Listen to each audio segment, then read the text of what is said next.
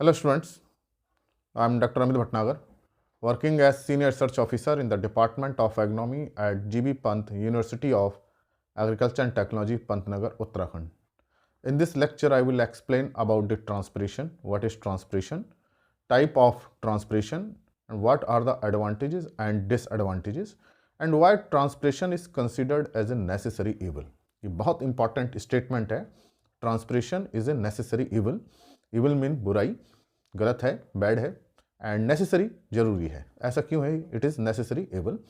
तो we will discuss about this and watch this lecture completely, then you can make a clear cut picture of transpiration. As far as transpiration is concerned, simply it is loss of water from plant.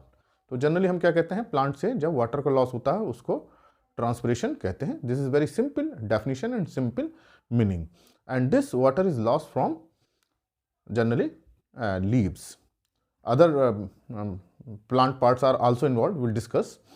But major part for transpiration is leaves, and water is lost in vapor form.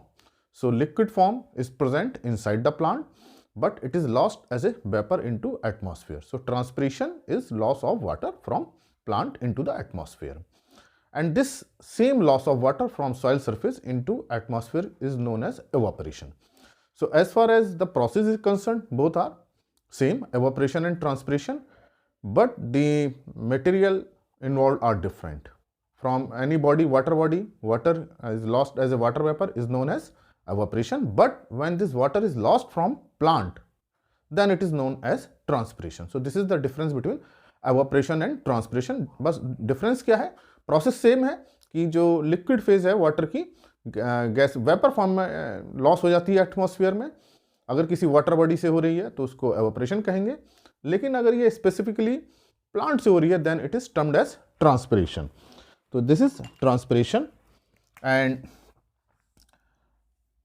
Suppose this is plant and water is absorbed by root, then it is translocated to shoot and then further translocated to leaves.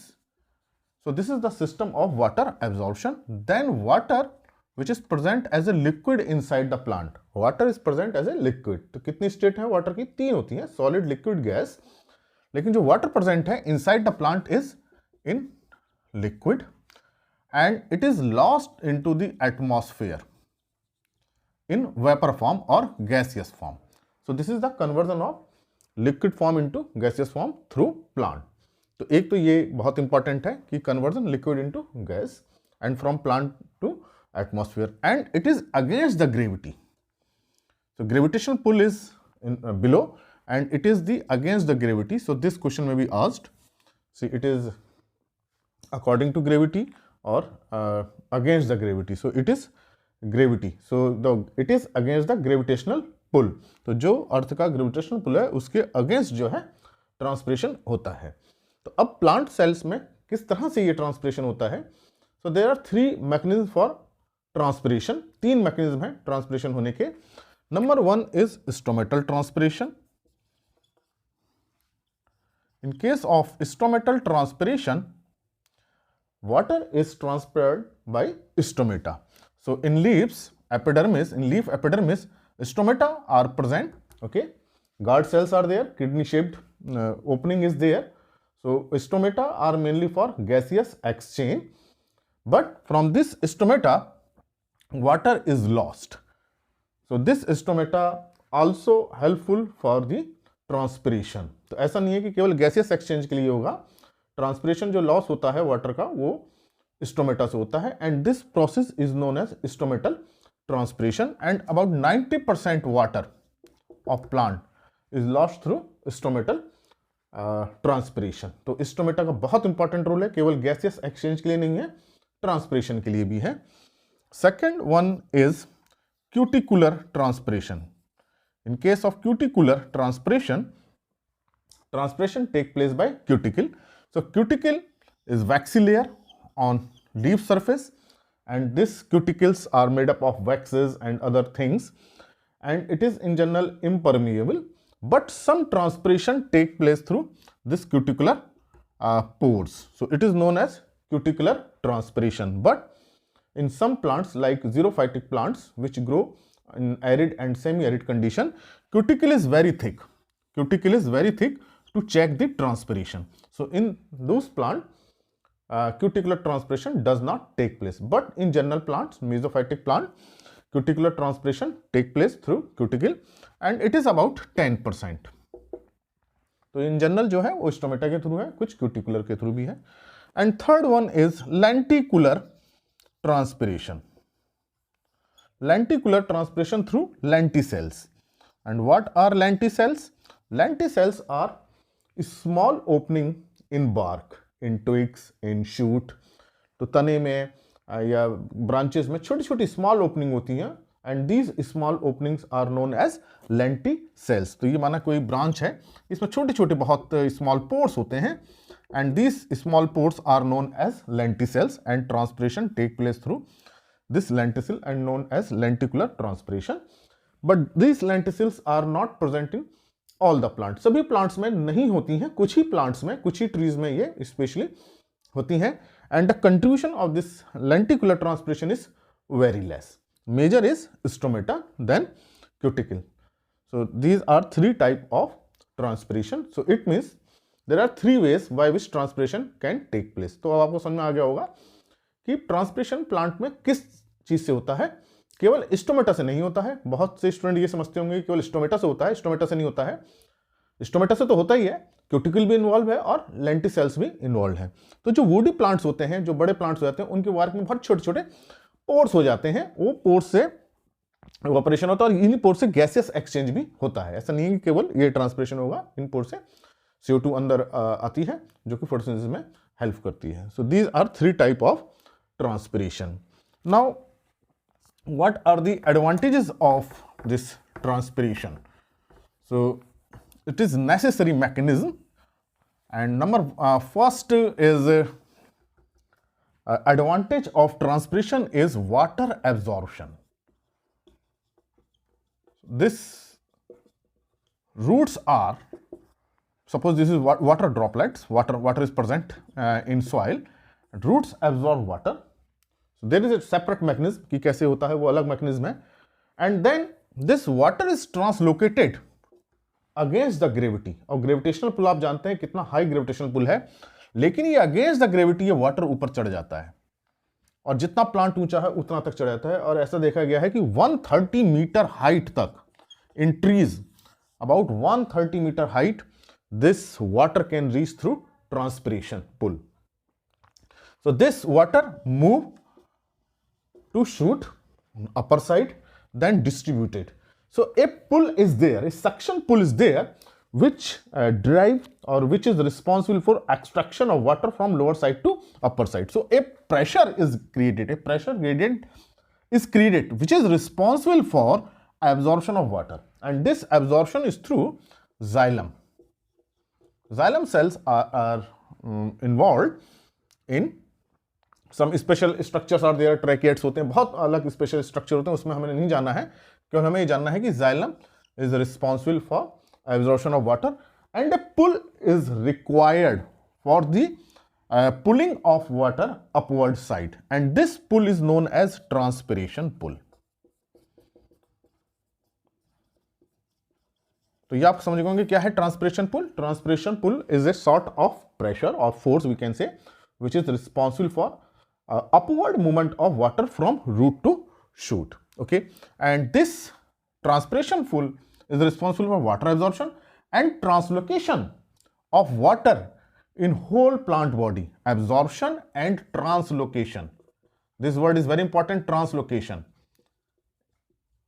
Inside whole plant body, her cell में जहां कहीं भी leaves हो, यहां पे leaves हो, कहीं भी लीव्स हो, पूरे प्लांट में, उसमें जो वाटर का डिस्ट्रीब्यूशन हो रहा है, ट्रांसलोकेशन हो रहा है, that is due to transpiration pull.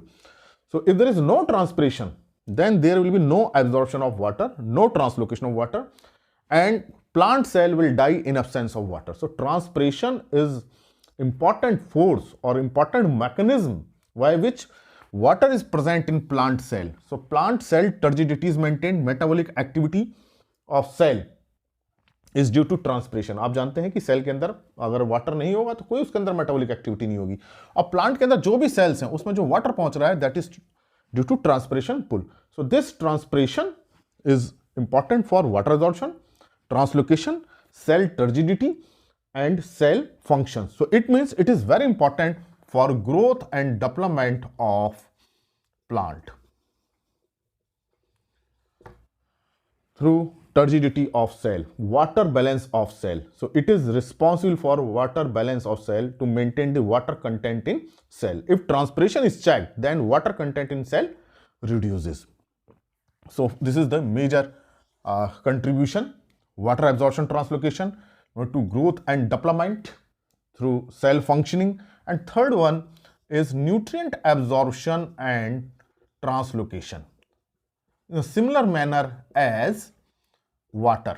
Along with the water, nutrients are absorbed.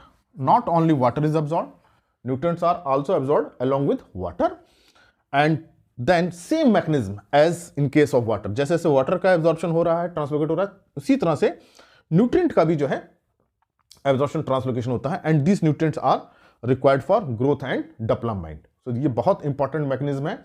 अगर ट्रांसपिरेशन को चेक कर देंगे तो न्यूट्रिएंट का भी एब्जॉर्प्शन नहीं होगा, चाहे सॉइल की फर्टिलिटी कितनी भी अच्छी हो, हम चाहे कितना फर्टिलाइजर डाल दें, न्यूट्रिएंट रिच कर दें, अगर ट्रांसपिरेशन पुल नहीं बना, ट्रांसपिरेशन स्ट्रीम नहीं बनी, जो एक पुल बनता है, तो ये न्यूट्रिएंट कहाँ रहेंगे, केवल रूट तक ही एब्जॉर्ब हो पाएंगे, रूट सेल तक, ऊपर इनको कोई खींचने वाला कोई फोर्स नहीं होगा। So transpiration pull is very important, it is due to transpiration. तो ये ट्रांसपिरेशन पुल बनता है क्योंकि जो ऊपर को वाटर को ले जाता है, ये एक बहुत सेपरेट मैकेनिज्म है। तो ये हमको पता चला कि न्यूट्रिएंट का एब्जॉर्प्शन नहीं हो पाएगा, और न्यूट्रिएंट एब्जॉर्प्शन नहीं होगा तो ग्रोथ एंड डेवलपमेंट नहीं होगा। Next is for photosynthesis, it supply water for photosynthesis. अब आप एक नॉर्मल इक्वेशन जानते होंगे, what is the normal equation of photosynthesis, CO2 plus water, then chlorophyll, sunlight, then it make glucose. So water is must for photosynthesis. तो ये water कहां से आएगा, ये वाटर कहां से आता है, सॉइल से आता है। Who is responsible, which phenomena is responsible, transpiration is responsible. So it supply water for photosynthesis, so it helps in photosynthesis of water. So if transpiration is checked, definitely निश्चित रूप से फोटोसिंथेसिस भी reduce हो जाएगा और फिर उसमें कोई ड्राई मैटर प्रोडक्शन नहीं होगा। तो it means it is responsible for dry matter production. लेकिन जो वाटर एब्जॉर्ब हो रहा है वो फोटोसिंथेसिस में less than 1%, less than 1% water, total water absorb is utilized in photosynthesis, and 99% water, about 99% water is lost through transpiration, only 1% is utilized in metabolic activity, that is in photosynthesis, dry matter production. तो 99% water जो है atmosphere में चला जाता है। जितना मान लीजिए 100 लीटर अगर ये प्लांट एब्जॉर्ब कर रहा है तो 99 लीटर एवोपरेट कर जाएगा through transpiration into atmosphere. Only 1 litre is present in plant which is present in production of dry matter. So this is very important phenomena, or we can say this is the advantage of transpiration. तो अगर किसी mechanism से हम anti transparent डालते हैं, चाहे हम growth retardant डालें, चाहे स्टोमेटा क्लोजिंग टाइप डालें, चाहे रिफ्लेक्टिंग टाइप डालें, चाहे फिल्म फॉर्मिंग टाइप डालें, यूज करते हैं, we use anti transparent particularly rainfed area. जब हमको लगता है कि भाई प्लांट में बहुत कम हो गया, हमको ट्रांसपिरेशन चेक करना है, तो ऐसे केस में फोटोसिंथेसिस भी चेक होता है। लेकिन वहाँ हमारा ऑब्जेक्टिव दूसरा होता है, वहाँ हमारे प्लांट की लाइफ को सेव करना है, क्योंकि वहाँ मॉइस्चर बहुत कम होता जा रहा है। तो प्लांट के इनसाइड जो भी मॉइस्चर है वो और ज्यादा लॉस ना हो, उस कारण से हम एंटी ट्रांसपेरेंट यूज करते हैं, but in normal condition anti transparent should not be used. तो ये फोटोसिंथेसिस बहुत इंपॉर्टेंट है। तो transpiration is related with the photosynthesis. Another is cooling effect, it cause cooling effect in plant. Actually water is in liquid to, it is transferred into gaseous form, vapor form, okay, and energy is required for the conversion to this phase. So heat is required, energy is required. When there is a conversion of liquid to gas, energy is required to provide the kinetic energy to molecules. Solid liquid में क्या है, molecules पास है, intermolecular force is more, and that's why molecules do not escape into atmosphere. कोई solid इसलिए solid होता है क्योंकि इसका intermolecular force, दो मॉलिक्यूल्स हैं या कई सारे मॉलिक्यूल्स हैं, इनके बीच में इंटरमॉलिक्यूलर फोर्स होता है, उस कारण से क्या होता है, ये मॉलिक्यूल्स आपस में बने रहते हैं, that's why condition is solid. अब अगर इनके बीच का इंटरमॉलिक्यूलर फोर्स कम कर दिया जाए, इनकी काइनेटिक एनर्जी बढ़ा दी जाए, क्योंकि वाइब्रेशन में रहते हैं molecules, are under in motion in vibration. ऐसा नहीं होता है कि मॉलिक्यूल्स बिल्कुल स्टैटिक है, वो हिलते रहते हैं, वाइब्रेशन होता रहता है। अगर इसको एनर्जी दे दी जाए हीट से किसी चीज से, तो इसके वाइब्रेशन बढ़ जाएगा और ये मॉलिक्यूल्स स्केप कर जाएंगे, दूर दूर चले जाएंगे। It means then it state is known as gaseous form. तो it means if a liquid state is converted into gaseous form, then energy is required to lower down the intermolecular force. जो इनके बीच का जो molecular force है उसको कम करने के लिए एनर्जी चाहिए, तभी वो मॉलिक्यूल दूर दूर होंगे। तो गैस के मॉलिक्यूल इसलिए दूर दूर होते हैं क्योंकि उनके बीच का इंटरमॉलिक्यूलर फोर्स बहुत कम होता है, सॉलिड का और ज्यादा होता है मॉलिक्यूलर फोर्स। सबसे ज्यादा मॉलिक्यूलर फोर्स सॉलिड का होगा, उससे कम लिक्विड का होगा और सबसे कम किसका होगा, गैसेस का होगा। So here liquid is present, so energy is required to lower down the intermolecular force of this molecules. तो कहां करेगा ये, एनर्जी लेगा, हीट लेगा, तो energy is required for the conversion of liquid to gas. तो जब ये एनर्जी ले लेगा, इसको हीट चाहिए, तो क्या करेगा कि यहां जो प्लांट्स की जो लीव्स हैं, यहां पे कोई मॉलिक्यूल है, वाटर का मॉलिक्यूल है, लिक्विड में है, और ये कन्वर्ट हो रहा है गैसियस फॉर्म में, तो ये एक एनर्जी लेगा, इससे इन लीव से लेगा। तो जब एनर्जी लेगा तो हीट किस में चली जाएगी, गैसियस कन्वर्जन में चली जाएगी, तो यहां टेम्परेचर डाउन हो जाएगा। So this is the reason that the under side the leaves temperature is low, क्योंकि उसने हीट कंज्यूम कर लिया किसमें, कन्वर्जन में। यही जो है घड़े का जो पानी होता है ठंडे होने का भी यही कारण होता है कि उसके आउटर सरफेस पर लिक्विड मॉलिक्यूल आ जाता है और फिर वेपर फॉर्म में कन्वर्ट होता है, तो अंदर से हीट ले लेता है और वो हीट उसको वेपराइज करने में इन्वॉल्व हो जाती है। तो ये हीट लेता रहेगा and this heat is utilized in vaporization. तो घड़े का पानी भी इसी कॉन्सेप्ट से ठंडा रहता है। तो इसी कारण से जो लीफ है, इसके जो साइड का पोर्शन है या कोई पेड़ है, उसके नीचे का कूलिंग रहेगी, ठंडा रहेगा, टेम्परेचर कम रहेगा। तो अनदर इज कूलिंग इफेक्ट। तो ये टेम्परेचर ज्यादा होने से, राइज होने से प्रिवेंट करता है प्लांट को। अगर टेम्परेचर बहुत ज्यादा हो जा रहा है तो प्लांट्स क्या करेंगे, ट्रांसपिरेशन करेंगे और कूलिंग इफेक्ट डेवलप हो जाएगा। इसी रीजन से हमें पेड़ के नीचे बहुत ठंडा लगता है। यही रीजन होता है जब पसीना आता है हमारे सब उस पे स्किन पे पसीना आता है, वो वेपराइज होता है, वो हीट लेता है, फिर हमें ठंडा लगता है। Another is prevent the collapse of cell. Collapse, or it prevent the cells from collapse, because if water cells are absorbing water, more water, excess water, then there may be chance of bursting of cells. So it prevent the cells from bursting because water is lost as a transpiration. So this is very important mechanism. So it is helpful in maintaining the water balance. अगर cell के अंदर water कम होगा तो transpiration से उस water को पूरा कर देगा। अगर वाटर सेल के अंदर बहुत ज्यादा हो गया है तो उसको ट्रांसपेरेंट कर देगा। मान लीजिए सेल है और इसमें वाटर कम हो रहा है, तो ये नीचे से एक ट्रांसपिरेशन स्ट्रीम आएगी and then it can fill this cell. So water balance is maintained. If there is excess water then it is transpired. So that's why it is very helpful in maintaining the water balance of cells. So these are the numerous advantages of transpiration, but there are some disadvantage with the transpiration. बहुत advantage है, इसलिए necessary mechanism है। अगर ये mechanism नहीं होगा transpiration का तो ग्रोथ और जो प्लांट की बहुत रिड्यूस्ड हो जाएगी।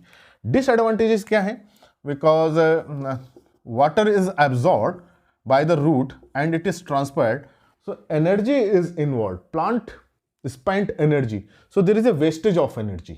तो ये wastage of energy, प्लांट की जो एनर्जी जो थी वो वेस्ट हो गई, अदरवाइज दिस एनर्जी में be utilised in other productive work, other cell work.